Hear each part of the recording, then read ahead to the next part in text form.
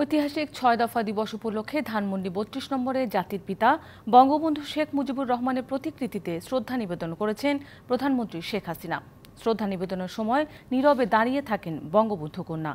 পরে আওয়ামী লীগ সভাপতি হিসেবেও শ্রদ্ধা জানান। এ সময় তার সঙ্গে ছিলেন দলের সিনিয়র নেতাকর্মী ও মন্ত্রী পরিষদের সদস্যরা। পরে ধানমন্ডি ৩২ নম্বরের বাড়িতে কিছু সময় কাটান সরকার প্রধান। ঐতিহাসিক ৬ দফা দিবস উপলক্ষে দুপুরে আওয়ামী লীগ আয়োজিত আলোচনা সভায় যোগ দেবেন দলীয় সভাপতি শেখ হাসিনা।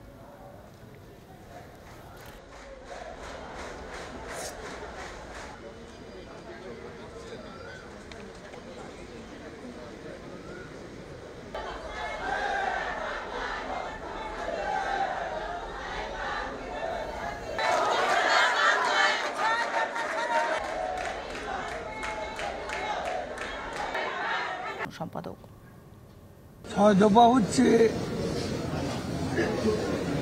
স্বাধীনতার পথে স্বাধিকার সংগ্রামের ঐতিহাসিক মাইল ফলক। যারা নিষিদ্ধ করে দেয় তারা খুনের সঙ্গে ৭৫-এর তারা জড়িত। তারা বঙ্গবন্ধুকে হত্যা করেনি, তারা হত্যা করতে চেয়েছিল আমাদের মুক্তিযুদ্ধের মূল্যবোধ।